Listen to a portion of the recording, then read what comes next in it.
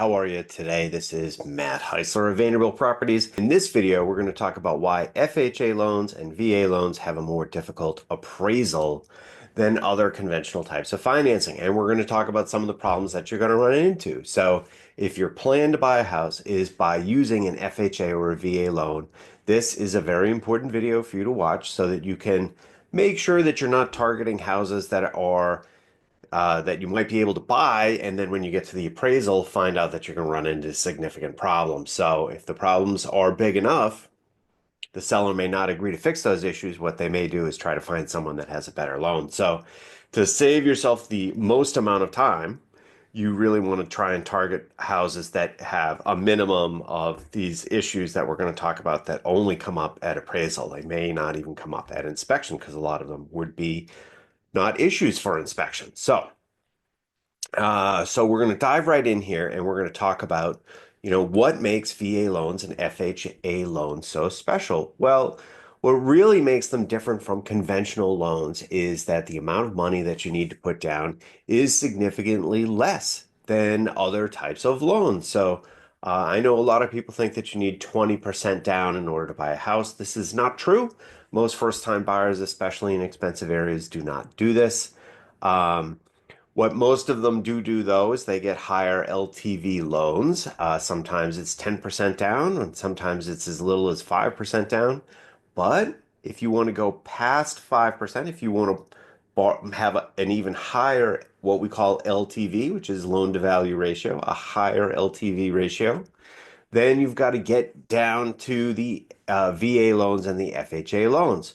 While you might be able to find private lending, non-government lending, that allows you to get down to these ratios, I would tell you that it is pretty uncommon. FHA loans have another advantage, which is that generally your credit doesn't need to be quite as good as is required for conventional financing.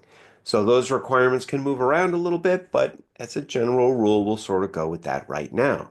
So for a lot of folks that don't have the credit scores that they need to get into conventional financing and don't have 5% to put down, the FHA loan makes sense. Now, I normally recommend to buyers that if it's possible in the short term for them to save up the extra 1.5% to get to 5% so that we can try to find conventional loans for you, I think that usually makes sense to do. And the reason is because you usually end up with a lower interest rate, which can make it much more easier for the house as an asset to work for you.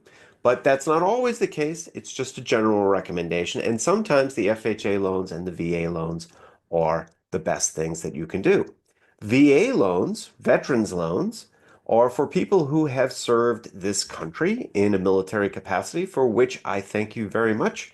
And the government has decided that one of the ways that they're going to say thank you is they're going to give you a loan where you can put 0% down and you can borrow 100% of the home's value, which is pretty cool. I mean, every once in a while we see 0% down loans hit the private market, but they don't usually last very long.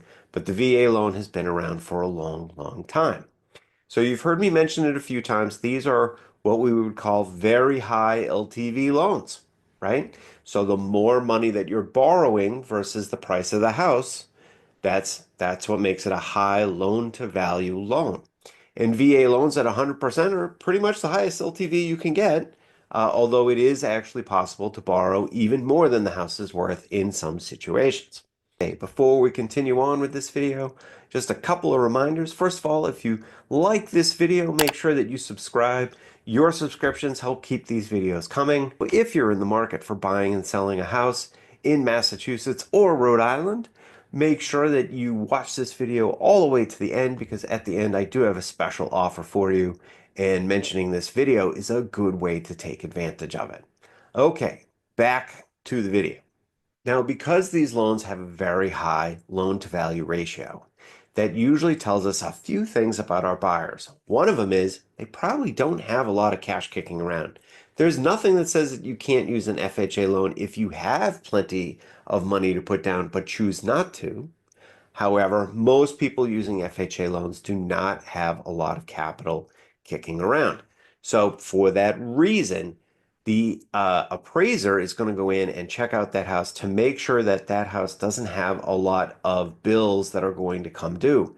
And quite simply, they're not sure you've got it. And they're not sure that if something happens in the short term, that you're going to be able to cover that expense. The bank has also warned them that if they have to foreclose, well, it's going to end up costing them a lot more than what the buyer has put down. So if they have to foreclose in the short term, the eventual backers of this loan are going to eat a ton of money because they can't simply sell the house and get their money back. Okay. Conventional financing, where if you put 20% down, the bank is not really worried about getting paid back.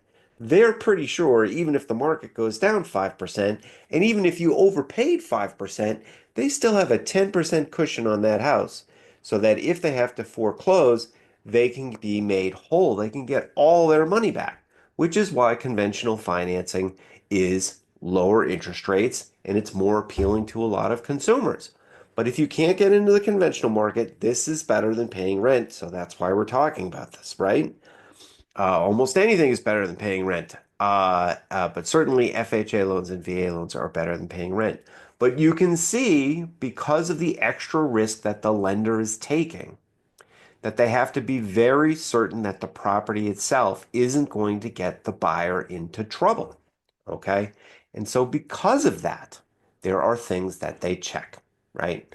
So if you have a conventional loan, you can buy a house with structural problems, right? It might be a condition that you have to get it fixed, but for the most part, they're going to let you do that because you have more in terms of cash at stake than they do.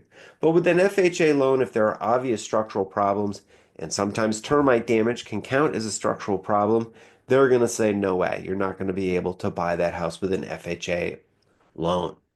If there's significant mold, mold makes people sick. The government doesn't want to get sued because you got sick buying a house. And on top of that, it's expensive to clean up.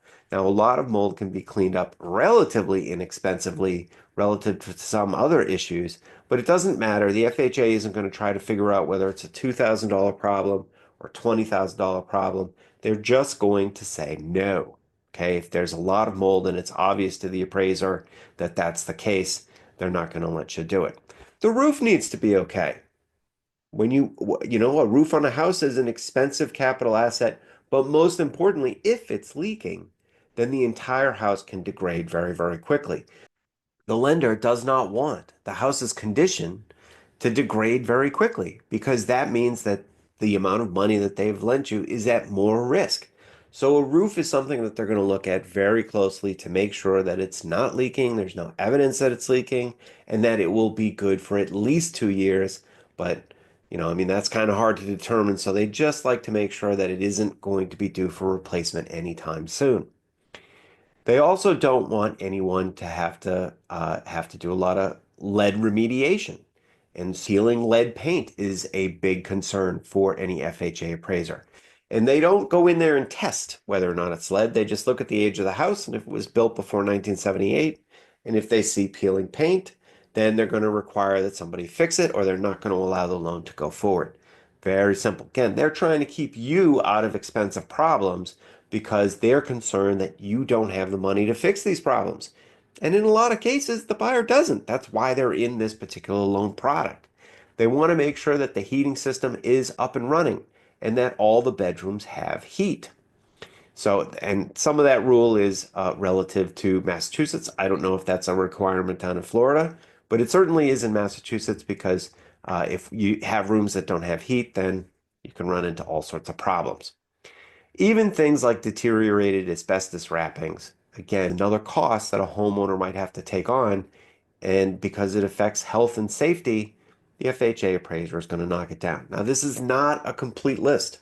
There are other things that an FHA appraiser might complain about. Might notice that they can be picky about things like handrails and cement floors and basements.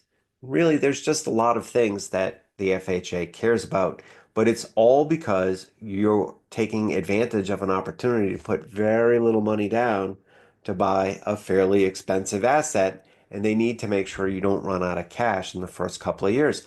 So Why do they not worry about it in the long term? Well, in the long term, a house is generally a good investment. They figure you're going to start to pay it down, it's going to go up in value, and you're probably going to refinance out of that FHA loan as soon as you can, simply because it's not a very cost-effective loan. As soon as you have 10% equity in the property, they know you're probably going to finance your way out of it.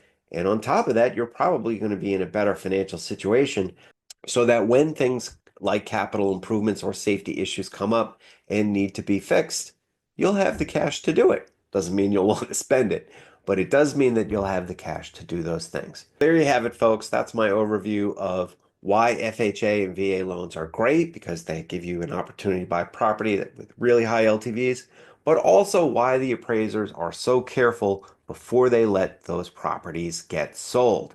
So, these issues are very common to run into. They usually happen because the buyers are not paying attention to the house that they're buying.